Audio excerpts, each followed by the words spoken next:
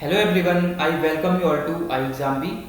आज के इस वीडियो में आप सभी का स्वागत है, जहां पे हम लोग पढ़ेंगे मार्च 2023 के इंपॉर्टेंट करंट अफेयर्स का पार्ट 3 यानी कि भाग 3, जो कि आपके लिए स्पेशली यूपीएससी, ईपीएफओ, एपीएफसी के लिए यहाँ पे क्वेश्चंस फ्रेम किए गए हैं। ठीक है, आपके यूपीएससी के एग्जाम में ऐसे क्वेश्चंस पूछे जा सकते हैं जहाँ पे आप सभी को पता है कि करंट अफेयर्स का एक बहुत ही महत्वपूर्ण रोल होता है, तो ऐसे क्वेश्चंस आपके एग्जाम में जरूर बनेंगे। ठीक है, तो चलिए बिना टाइम गवाए अपने इस वीडियो को शुरू करते हैं। और आप सभी को इन क्वेश्चंस के आंसर पता होंगे, तो आप लोग वीडियो को 1 मिनट के लिए या 10 सेकंड के लिए रोक करके आंसर देंगे, उसके बाद आगे वीडियो को कंटिन्यू करते रहेंगे। ठीक है, चलिए शुरू करते हैं आज के इस वीडियो को। इसमें हमारा पहला क्वेश्चन है आज का, question number 1, what is the name of the digitised claim settlement module launched under the प्रधानमंत्री फसल बीमा योजना। देखिए, यूपीएससी में आपके 4 ऑप्शंस आएंगे, मैंने यहाँ पे 5 लिए हैं। ठीक है, तो इससे कोई फर्क नहीं पड़ता आपको 5, 6, 7, प्रैक्टिस के लिए आप कितने भी ऑप्शंस रख सकते हैं, लेकिन आपके एग्जाम में 4 ऑप्शंस दिए जाते हैं। ठीक है, चलिए पहला क्वेश्चन आपसे पूछ रहा है कि अभी हाल ही में प्रधानमंत्री फसल बीमा योजना के तहत या उसके अंतर्गत एक क्लेम सेटलमेंट तो इसमें होता है। आप सभी को पता रहना चाहिए कि इसमें फसल बीमा योजना यानी कि फसल के लिए यहाँ पे इंश्योरेंस दिया जाता है, क्लेम यहाँ पे सेटल किया जाता है। तो ये क्लेम सेटलमेंट अब डिजिटाइज्ड तरीके से होगा, इलेक्ट्रॉनिकली इसको किया जाएगा। तो इस डिजिटाइज्ड क्लेम सेटलमेंट का नाम क्या रखा गया है, आप सभी से पूछा जा रहा है। आपके सामने ऑप्शन है डिजी क्लेम, प्रधानमंत्री फसल बीमा योजना इटसेल्फ, या नेशनल क्रॉप इंश्योरेंस पोर्टल, या कृषि भवन, या इनमें से कोई भी नहीं। तो इसका सही आंसर क्या होने वाला है? Option number A DigiClaim इसका सही आंसर हो जाएगा। ठीक है, जैसे कि मैंने बताया, जो हमारे यूनियन मिनिस्टर ऑफ एग्रीकल्चर है, कृषि मंत्री, केंद्रीय कृषि मंत्री नरेंद्र सिंह तोमर, इनके द्वारा एक नेशनल क्रॉप इंश्योरेंस पोर्टल, उसका एक डिजिटाइज्ड क्लेम सेटलमेंट मॉड्यूल अभी हाल ही में लॉन्च किया गया, जिसका नाम रखा गया है डिजी क्लेम।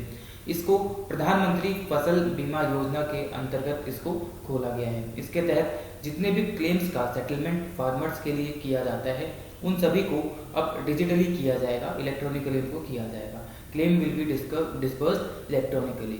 ठीक है, यूनियन मिनिस्टर ने यानी कि जो केंद्रीय मंत्री, उन्होंने यह भी बताया कि अभी तक इसमें लगभग 1.32 लाख करोड़, इतने लाख करोड़ का क्लेम अमाउंट अभी तक यहाँ पे डिस्पर्स किया जा चुका है, जब से PMFBY यानी कि प्रधानमंत्री फसल बीमा योजना लॉन्च हुई है।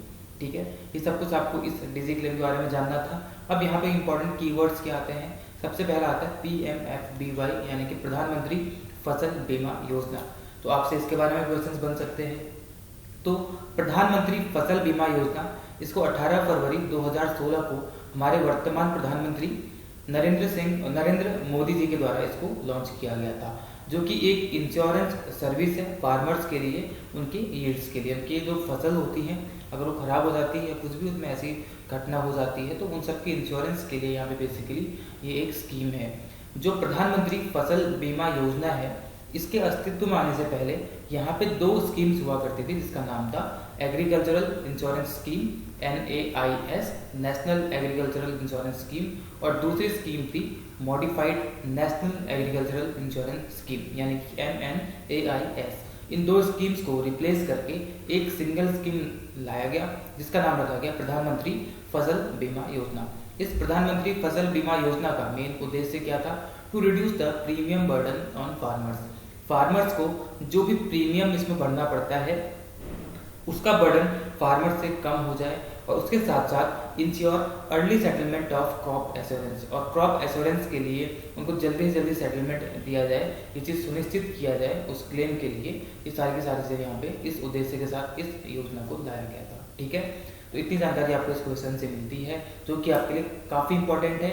आपके एग्जाम में क्वेश्चन बन सकता है, तो आप उसको इंपॉर्टेंट मार्क कर सकते हैं। ठीक है, चलिए आगे बढ़ते हैं अगले क्वेश्चन की तरफ। अगला क्वेश्चन आपके लिए है, what is the name of the first submarine base commissioned by Bangladesh.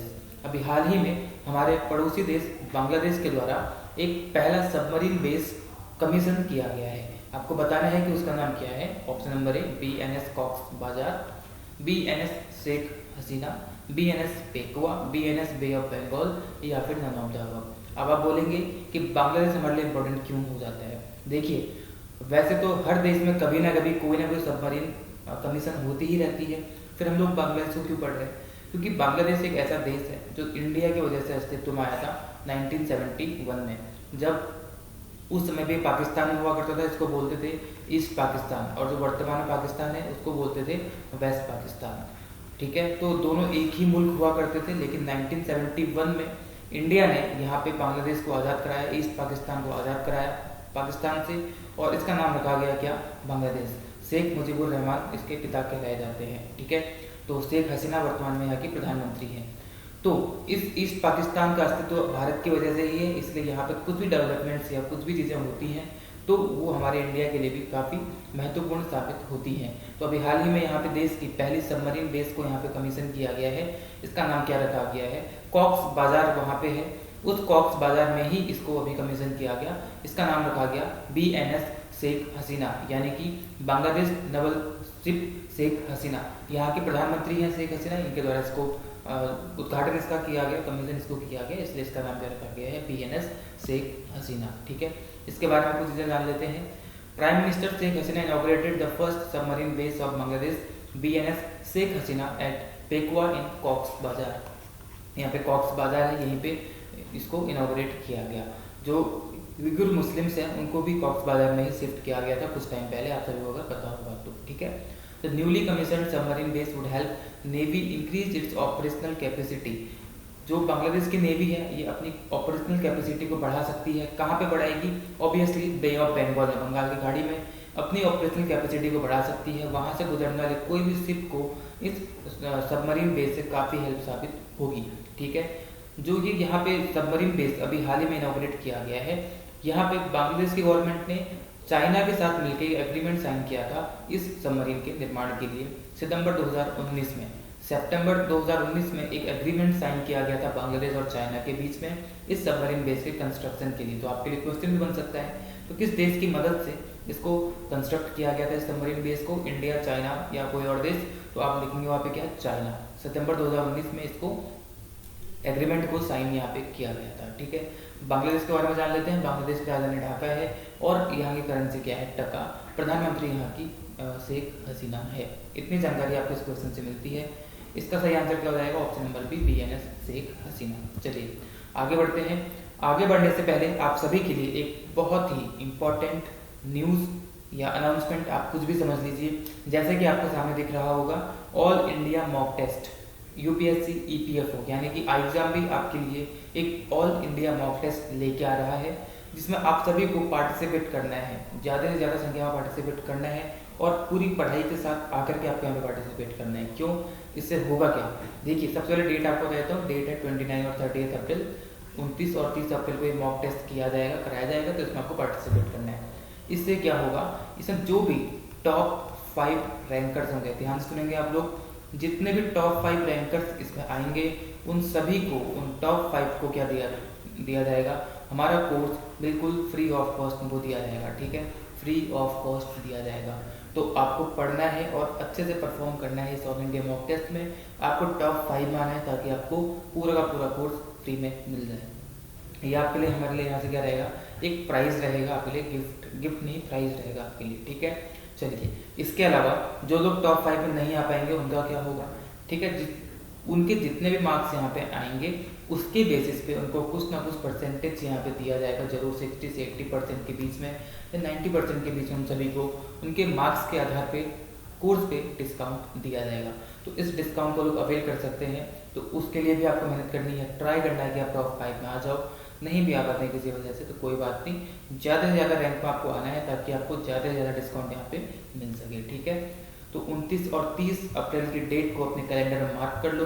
Exam भी में आकर के आपको क्या करना है, यहाँ पे ऑल इंडिया मॉक टेस्ट देना है। अब आप इसको देंगे कैसे, डिस्क्रिप्शन में आप जाएंगे इस वीडियो के, वहाँ पे आपको दिखेगा गूगल फॉर्म, आपको गूगल फॉर्म भर लेना है और आपको जब ये टेस्ट आयोजित किया जाएगा 29-30 को, एक लिंक प्रोवाइड करा दिया जाएगा। उस लिंक के माध्यम से आप हमारी वेबसाइट पे आ जाएंगे डायरेक्टली और वहाँ पे आकर आप अपने मॉक टेस्ट को अटेम्प्ट कर सकते हैं। ठीक है, तो गूगल फॉर्म को भरना मत भूलिएगा, रजिस्टर कर लीजिए जल्दी से जल्दी और वहाँ पे मॉक टेस्ट के लिए तैयारी कीजिए। ठीक है, चलिए अब आगे बढ़ते हैं। अगर आपको कोई भी कंफ्यूजन होता है इसके रिगार्डिंग, आप लोग यहाँ पे एक नंबर दिया गया है, इस नंबर पे कॉल करिए और पूछ सकते हैं। ठीक है, चलिए आगे बढ़ते हैं। अगला क्वेश्चन जो कि काफ़ी इंपॉर्टेंट, काफ़ी इजी और काफ़ी ट्रिकी सा है। अगला क्वेश्चन आपके लिए, what is AFSPA, AFSPA, and which states had its jurisdiction reduced recently. AFSPA क्या है आपको बताना है, और इसी के साथ साथ अभी हाल ही में किस या किन स्टेट्स में इसके जुरिसडिक्शन को रिड्यूस किया गया है अभी हाल ही में। तो इसमें दो क्वेश्चन है, स्टेटमेंट वाला क्वेश्चन है, ध्यान से पढ़िए। अप्सपा क्या है, a scheme for farmers in India, पहले पार्ट का आंसर हो गया।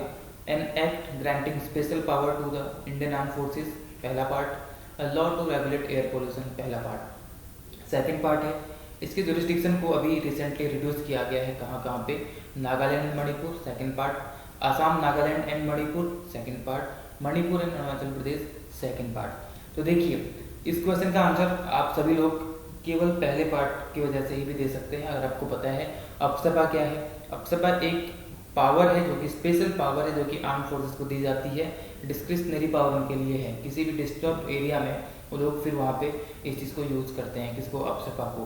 तो an act granting special power to the Indian arm forces, ये इसका सही आंसर हो जाएगा। स्टेटमेंट नंबर सेकंड सही हो जाएगा। और कौन सा आंसर सही रहेगा, आंसर रहेगा ऑप्शन नंबर ए, ओनली सेकंड, ठीक है। और अभी हाल ही में आसाम, नागालैंड और मणिपुर में इस अप्सपा के जुरिसडिक्शन एरिया को या इसको अभी हाल ही में रिड्यूस किया गया है। अब जानते हैं इसके बारे में कुछ स्पेशल चीज़ें जो आपके एग्जाम के लिए इंपॉर्टेंट है, ठीक है। इसका आंसर क्या है, ऑप्शन नंबर ए, ओनली सेकंड। क्या इंपॉर्टेंट है, देखिए केंद्र ने अभी हाल ही में क्या किया, कुछ एरिया को या कुछ स्टेट्स को इसके जुरिसडिक्शन एरिया से बाहर कर दिया। अब इसमें क्या किया जाता है ना, कुछ एरिया को डिस्टर्ब एरिया घोषित कर दिया जाता है, और वहाँ पे AF यानी कि arm forces special power act 1958 लगा दिया जाता है। तो इस अप्सपा एक्ट 1958 के तहत कुछ एरियाज को डिस्टर्ब एरियाज घोषित कर दिया जाता है, और अभी इन्हीं में से कुछ स्टेट्स हैं जिनको यहाँ पे रिड्यूस किया गया है, आसाम, नागालैंड एंड मणिपुर को, ठीक है। यहाँ पे कुछ एरिया में इस अप्सपा के एक्ट की पावर्स को कम किया गया है, ये कह करके कि यहाँ पे अभी डिस्टर्बेंस थोड़ा कम है। लास्ट ईयर भी सेंटर ने कुछ एरिया को वहाँ पे इससे हटाया था, जैसे कुछ डिस्ट्रिक्ट्स थे आसाम के, नागालैंड और मणिपुर के, और अभी भी हाल ही में ऐसा यहाँ पे किया गया है। आप उसके बारे में जानकारी यहाँ पे ले सकते हैं, नीचे पे सारा लिखा हुआ है। एक चीज बताता हूँ यहाँ पे आपको कि जब भी कोई भी एरिया अगर डिस्टर्ब एरिया के अंदर आ जाता है इस अप्सपा एक्ट के तहत, तो उस एरिया में जो भी वहाँ पे उसमें वो लॉ और कानून लेके आएंगे सेम रहेगा, स्टेटस को रहेगा वहाँ पे 3 महीने तक, ठीक है। 3 महीने तक वही चीज़ वहाँ पे लागू रहेगी उस डिस्टर्ब एरिया में, जो यहाँ पे लाई जाएगी, यही यहाँ पे लिखी गई है। अगले 3 महीने तक वो सेम रहता है वहाँ पे वैसे के वैसे ही, 3 महीने नहीं 6 महीने तक, ठीक है, 6 मंथ तक वो सेम वैसा का वैसा वहाँ पे रहेगा, ठीक है। अप्सपा के बारे में जान लेते हैं। Armed forces act 1958 is an act of the parliament of India that grants special power to the Indian arm forces to maintain public order in disturbed areas. जितने भी डिस्टर्ब एरिया हैं वहाँ पे पब्लिक ऑर्डर को maintain करने के लिए अप्सपा act लाया गया था पार्लियामेंट के द्वारा। According to the disturbed area act 1976, कोई भी एरिया अगर उसको डिस्टर्ब घोषित कर दिया जाता है डिस्टर्ब एरिया एक्ट 1976 के तहत, तो वहाँ पे क्या किया जाएगा, स्टेटस को रखा जाएगा, यानी कि जो डिस्टर्ब है वो डिस्टर्ब एरिया ही घोषित किया रहेगा 3 महीने तक। 3 महीने तक वहाँ पे आर्म फोर्सेज अपना फुल डिस्क्रिशनरी पावर यूज कर सकती है। उसके बाद वहाँ पे सोच विचार किया जाएगा कि ये अब यहाँ से अप्सपा हटाई जाएगी कि नहीं हटाई जाएगी, ठीक है। चलिए आगे बढ़ते हैं। What training activities did the Indian navy ships INS Teer and ICGS Sarathi undertake with the Madagascar navy during their visit to port Antsiranana, ठीक है, अंतसिर अंदना। अब आपसे क्वेश्चन बन सकता है कि पोर्ट अंतसिर अंदना कहाँ पे है, तो पोर्ट अंतसिर अंदना कहाँ पे है, मेडागास्कर में है, ठीक है, मेडागास्कर में है पोर्ट अंतसिर अंदना, ठीक है। तो अभी यहाँ पे भारत की तरफ से INS तीर यानी कि इंडियन नेवल शिप तीर और Indian coast guard ship ICGS क्या होता है, Indian coast guard, Indian coast guard ship Sarathi यहाँ पे गए थे और वहाँ पे कुछ मिलिट्री एक्सरसाइज या एक्टिविटीज उन्होंने करी थी। तो आपसे पूछा जा रहा है कि कौन कौन सी करी थी। Air defence, navigation and submarine warfare, mine customer measures, anti submarine warfare and maritime interdiction operations, NDCD fire fighting, weapon handling and VBSS। चले जानते हैं इसके बारे में। देखिए INS तीर और ICGS अभी हाल ही में गए थे, कहाँ पे, मेडागास्कर गए थे, पोर्ट अंतसिर अंदना, जो कि मेडागास्कर में बेसिकली आपसे क्वेश्चन बन सकता है।